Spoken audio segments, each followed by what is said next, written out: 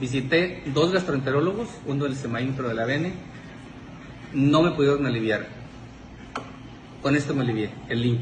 No sé qué contenga ni nada, eso ya lo ven ustedes en la página, pero de que se los firmo donde quiera.